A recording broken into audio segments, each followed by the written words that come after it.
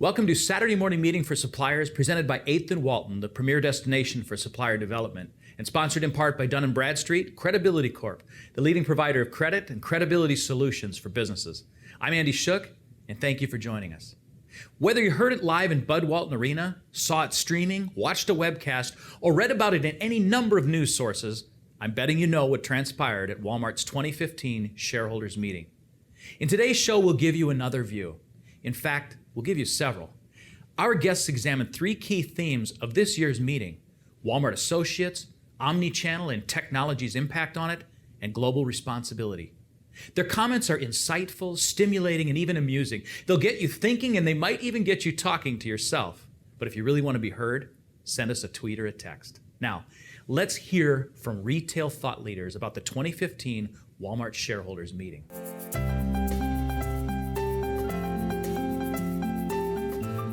Code Sam. Here's a manager in a store that decides I'm going to call a Code Sam, and this is what it's going to mean, and I'm going to have all my department managers rush out on the floor, engage with a customer, find out what we're doing right, what we're doing wrong, how can I help you, get feedback, listening to the customers. And then for Doug to turn around and say, all right, I'm going to call a Code Sam, right now. And I want you to make sure you're engaging with the associates and customers and frontline managers, and I thought it was great. In fact, I sent my notes to our CEO, immediately afterwards, saying, we got to call a Code Sam back in our office. I love that they're putting those department managers and specialist managers right back on the front line, so they can help. The focus is on why or how our people make the difference.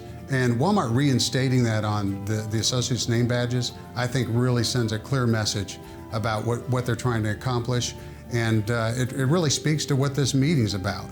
Walmart's always, since the second shareholders brought associates in, representing all of the stores out there, different hourly associates, not that necessarily the top management, but the sales clerks, the stockers, the cashiers, to come to the meeting and go back to their stores and explain to the stores what they heard at the meeting, what the messages were.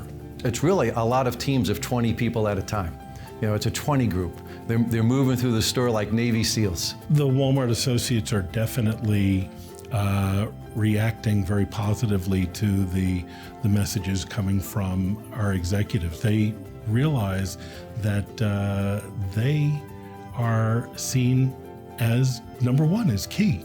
This was, I think, my 15th shareholders to attend, and they've all had interesting things about them. But what I loved about this one was it was so focused on the associates, and not only what Walmart's trying to do as far as increasing wages, but they were really clear about there are lots of paths that you can take to become successful. $1 or $2 raises in the pay, and let's think about that for a second. Every dollar is $2,000 a year. Another dollar is $4,000 a year. Another dollar is $6,000 a year. I don't care what you make. We'd all like to have 2, 4, or 6 extra. There is no other industry that you can be promoted so fast based on your own production. And that's what I love about retail in general.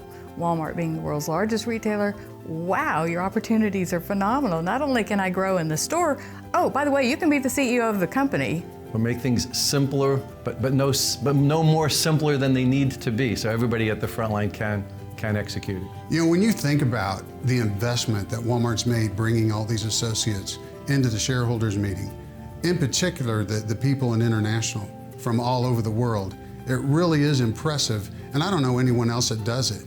That's good that they rediscovered not just the store merchandise or the alleys or the displays or the lighting or the sustainability or the footprint, the physical things. They're rediscovering the power of the employees. The real message here with how our people make the difference, or our people do make the difference, that message went throughout the whole shareholders meeting, and it was worldwide. The different stories of how the people out there were making a difference on their customers' lives, not just in the product, but in the community. It was widespread. It was very impressive to see that representation and hear them talk about it.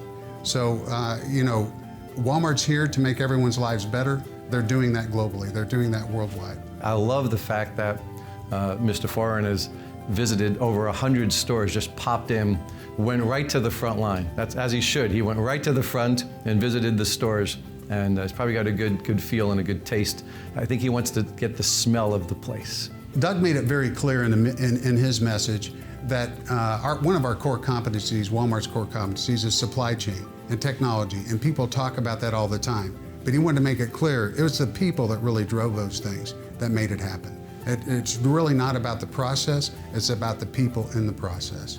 What was most interesting this year was that the U.S. associates were on hyperdrive. Usually it's the international associates. They come in and they're real excited. They just love to be there.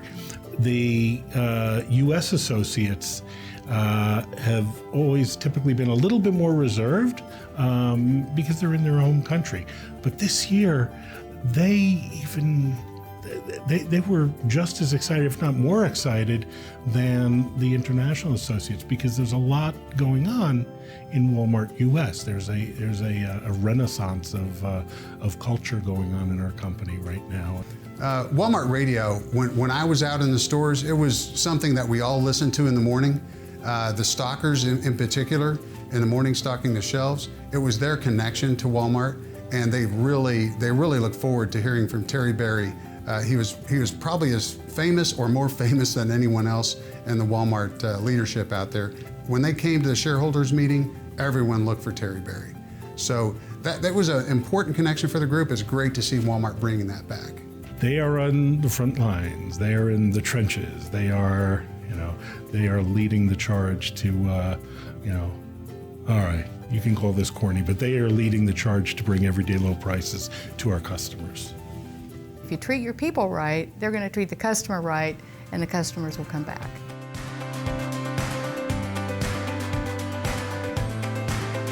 K-Stack, the leader in collaborative retail consolidation programs. We offer the supply chain expertise needed to navigate the challenges of selling products with the world's largest retailers. And we provide customers with a customizable, scalable, environmentally sustainable supply chain with the same advanced technology typically used by larger rivals.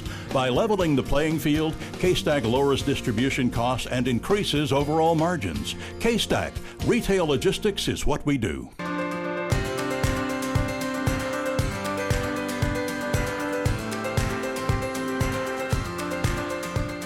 Welcome to Retail Insights with Field Agent. Today we have Renee Brandon from Field Agent. Renee, you just attended the Walmart Shareholders meeting last week. What were some of the key takeaways or themes from the shareholders meeting? Well, we certainly heard a lot about integrating the in-store and online shopping experiences and how important that is for Walmart's growth.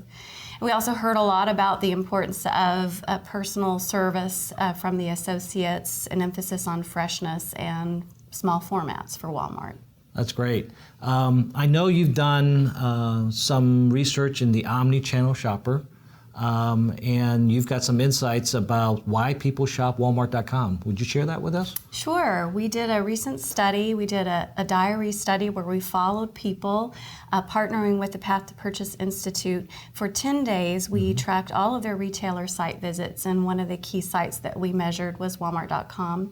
And we found that although people do use the site for researching products, which we all know very well, and looking at electronics and other things, almost 20% of the site visits to Walmart.com were planning their in-store trips. And another 15% were actually deciding whether to go to a Walmart store or to go to a competitor's store. So it indicated that before they go shopping in-store, they definitely are checking out Walmart.com. That's very, very interesting. Renee, if there was a application here for the vendor community, what would that be? To definitely make use of Walmart.com as an influencer, a point of influence to influence shoppers in the store. Great. Renee, thank you for coming today. This is Retail Insights with Field Agent. Retail Solutions is the market leader helping advance reporting and analytics with Walmart suppliers around the globe. We manage the data for you, automate data integration, attribution, and reports, and then help you focus on activities that will drive the most value. To do this, RSI works with you to perform a business value assessment to identify the largest value opportunities in your business. If improving results in sales through better insights and execution and efficiencies are important to you, contact RSI today.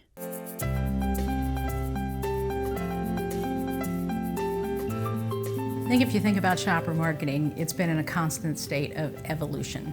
I don't think any of the changes that have happened in the past few years are revolution. I think they're further evolution. If you believe that the customer is always in the center of the equation, everything that we did in the early to mid 90s to create and develop shopper marketing really continues to just evolve. The focus was always, how can we make mom more satisfied? How can we get more items in the cart? How can we make sure that she buys the right item for her? You know, if she goes to the shelf and she looks for hair color and she can't find it because there are so many different variations, or because the most popular ones are out of stock, those types of problems were things that we would look for and root out in shopper marketing. And today, I believe it continues to evolve, and it's added the added help that we now have is using the internet, using e-commerce. So if things are out of stock in store, or if she's looking for information before she comes to the store, to make sure that what she buys is still going to delight her when she gets home and actually uses the product. It just continues to evolve, and I do believe that if you continue to focus, and I know I've said this a few times, but I really believe it, if you focus on the shopper, you will do the right thing. One of the most important things that's happening with Walmart now is the way that the company is integrating the digital realm with our brick and mortar realm, with our offline realm, and how we can help our customers, we call it omni-channel. So it's every channel, whether it's your phone, your iPad, your computer. It's all connecting with the stores, and it's all connecting with Walmart.com. It's connecting with how you can shop in the stores. There are so many things that are emerging right now with Walmart. It's incredible, and it's all for the customer. So as you think about connecting with millennials and connecting with shoppers who are in the stores today, I think it's a completely different type of interaction than we even had in the mid-90s when we were talking about the baby care center. Today, everyone, at least 75–80% of people, are walking around with a computer in their pocket, a smartphone. Okay? And through that, they have an ability to connect with the world and find out any information they'd like at a moment's notice while they're in the aisle. And so what this generation is doing, and the individuals who are highly connected, is they are sharing stories. And sometimes they're in Twitter characters from a very, very, very short message for Twitter. Sometimes they are in a much longer discussion about a brand, and you see it happening live online via blogs, via Twitter parties, any number of ways that you see that. And it has changed the dynamic on how people gain information and how they shop. During Shareholders, I found it fascinating and a highlight that Doug talked about engaging with one customer at a time, because that's really the way it is. It's one customer at a time, and how he or she sees the store is through their own lens. And I believe Walmart and every manufacturer needs to engage with that shopper one person at a time. You no longer can say, I'm going to target all 18 to 49-year-old women with a median income of $40,000 a year. It just doesn't work that way anymore. It's certainly not very productive. Obviously the sales when they first started were, like what a store does, very small, but now $12.2 billion, and the growth that they've had has just been, incredible. And it's not just 125,000 items to make sure as a vendor that you've got all your items on Walmart.com that are in the Walmart store. No. I mean, they're carrying 7 million, and now they're going to 10 million. So, it's just for everyone just to make sure that they're focusing enough time and energy against that important initiative. I mean, $12.2 billion in sales is, just shy of what Starbucks does as a company. I think all retail is really changing, and it for the past 5 years and for the next 5 to 10, retail really continues to transform because of the amount of information that really consumers have every single day. At P&G, A.G. Lafley used to call it that the consumer is boss. Really, that absolutely has happened today because the consumer has any number of ways to decide what she would like to buy. In fact, if she's in a store, she can immediately price check. If a store is out of stock on something, she can immediately either order it off an e-commerce site or find out in her key area who's got that in stock if she needs that item right now. And so the power very much has shifted from, let's say 15 years ago, it was really a manufacturer-retailer negotiation. It's really moved to the consumer, the shopper is boss. This technology, e-commerce, is important everywhere. It's not just the United States. Every country has a focus on it, and it's developing rapidly. It was interesting in seeing on the front end, not just with Walmart, but multiple retailers who went into the online business as thinking of it as a separate business. And it never made sense to me because as a consumer looking in, I don't care if you're online or you're in a physical space, you're all Walmart or you're all JCPenney's or you're Target, whoever you want it to be. And consumers don't understand that those would be separate entities within your organization. And so I think Doug is absolutely right on track that this all has to tie together and work together. I even see my 2-year-old and the ability to use an iPhone, without even really thinking about it. So native technology users. As the iPhone and Android phones start to do different things, the retailers are able to experiment and figure out how to get more and more data and more information. Certainly, locally here, the University of Arkansas is incorporating a whole new area of expertise to study called big data. And that focus is really because each and every consumer market basket is captured, and it's figuring out how to take that information in its largest entire form and figure out how to break it back down to a one-to-one consumer discussion. Whether it's at Walmart or it's at Amazon or it's anywhere, that has been a big focus for the University of Arkansas as well. Technology is in all of our lives. It changes the way we shop, the way we research the goods we're going to buy. It changes the way the goods get to and from places. I mean, it's inherent in everything. So if they're going to stay competitive, which they plan to, then of course they're going to be looking at every opportunity to find out what the leading edge technology is. Thinking about strategy, pondering it, writing it down, is not the same as doing it. And I think they're definitely in do mode. The pace of change it will only continue. And for us to change with them is crucial, but also incredibly exciting at the same time.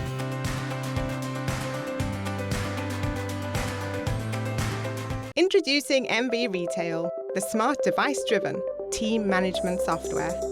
Using your existing staff and smart devices, MV Retail changes the game by leveraging the full power of mobile team management, all while consolidating multiple management systems into a comprehensive software solution for your business.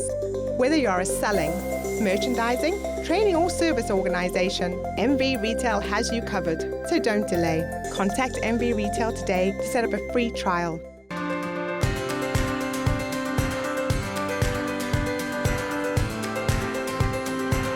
We're back at Collective Bias with Bill Sussman, CEO. Welcome, Bill. Hi, thanks. Hey, so tell me, how can suppliers use social media and influencers when they're launching a new product? Well, I think sometimes people have a misperception that new products are always going to get feature space at a retailer, that's not true. They don't have enough room to be able to do that. So I think it's really important to create a buzz for new products outside of the store and drive people into the store specifically to go look for them. So that's one way that you can use social media to do that. And the other way to do it is most people, when they launch a new product, they don't typically just use one element of a media mix to do that. They want to use print, they want to use social, they want to use digital, they want to do in-store. Right. So social can really be the glue that ties all those disparate pieces together and creates a cohesive story on behalf of that brand. Can you give us an example of one that you've done? Yeah, absolutely. So last Christmas time, we did a great program for Hallmark.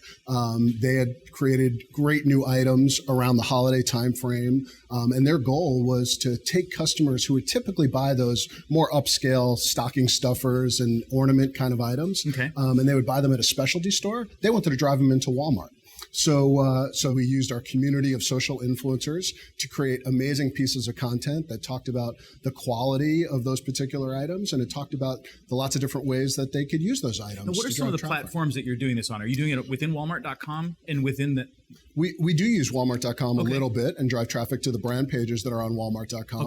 Mostly the content lives on our bloggers, on our influencers, individual websites. And then we use all the social media platforms to try to promote those items and get attention to it. So for example, we'll do Twitter parties, we'll do Pinterest contests, we'll buy Facebook ads. And that's what, in addition to natural Google search, that's what's going to drive people to see those particular items. And how do you get that content seen?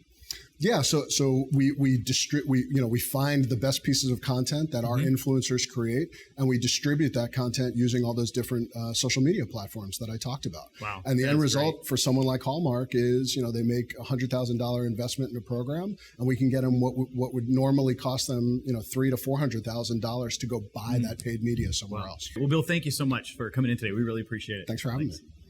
Mach 1 Financial Group has moved to Bentonville. Now we're easier to find and even better equipped to assist you with your financial needs. Visit us at our new location, 408 North Walton Boulevard, and check out our state-of-the-art Lunch and Learn conference room. Bentonville Plaza, across the street from the Walmart home office. The best office location offers proximity and services like no other business complex in the area. Call 479-200-1112 today.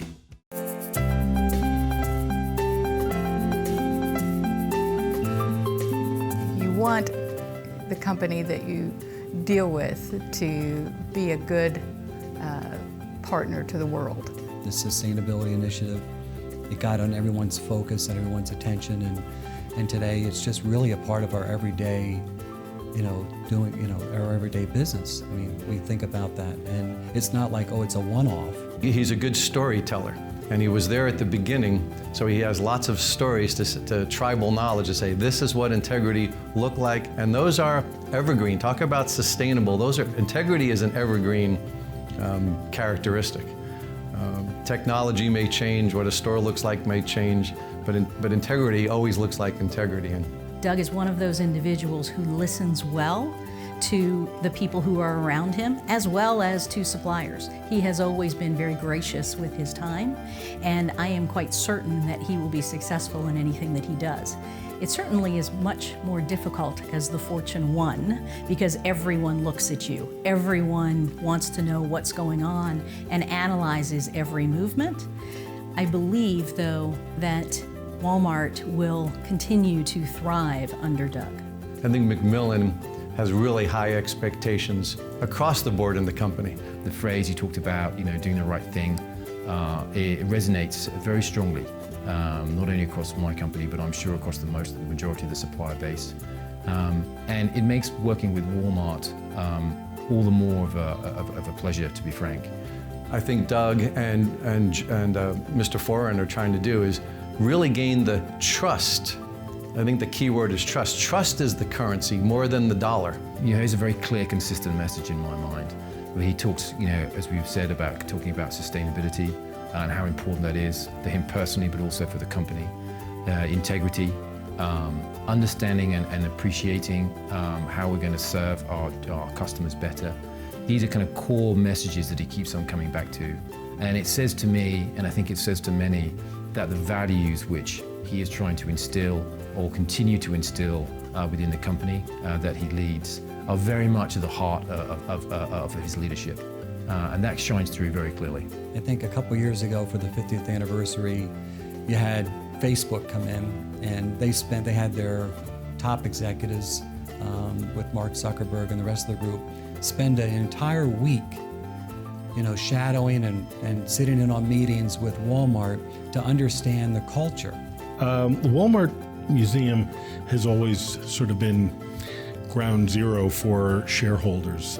Shareholders is our Super Bowl. When we take, well, this past week, we had over 7,000 associates come through the museum within 3 days.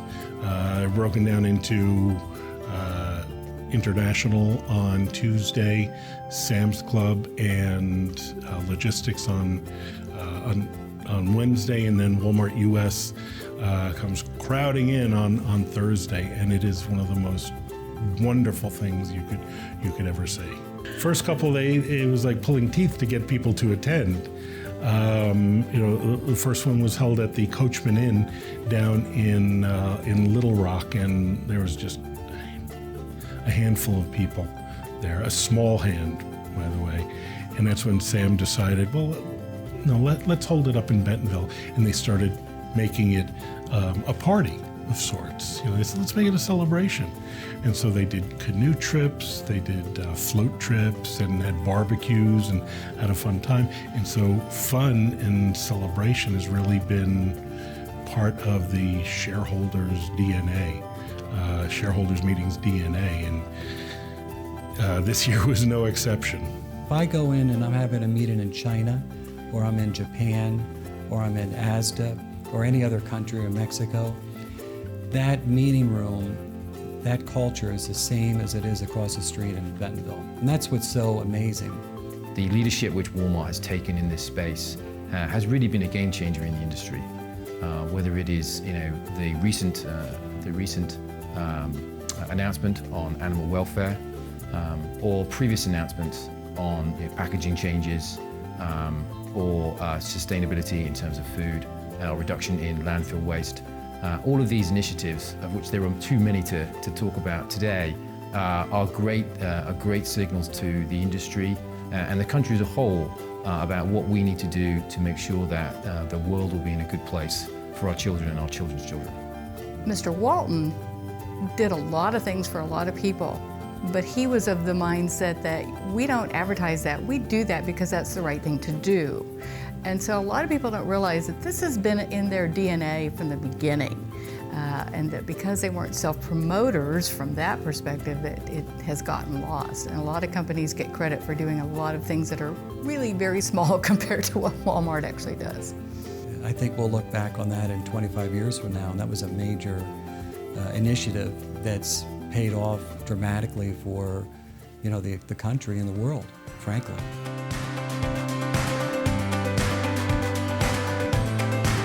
GigWalk is transforming how work gets done. As the leading mobile workforce management platform, GigWalk provides companies with mobile tools and a data-driven approach to improving business efficiency. Leading brands and retailers use GigWalk to manage their field teams and to mobilize 750,000 GigWalkers to collect data intelligence about their business and brands. Are the shelves stocked? Are my products priced competitively? Are the correct promotions in place? Visit us at gigwalk.com to learn more. GigWalk, make work better.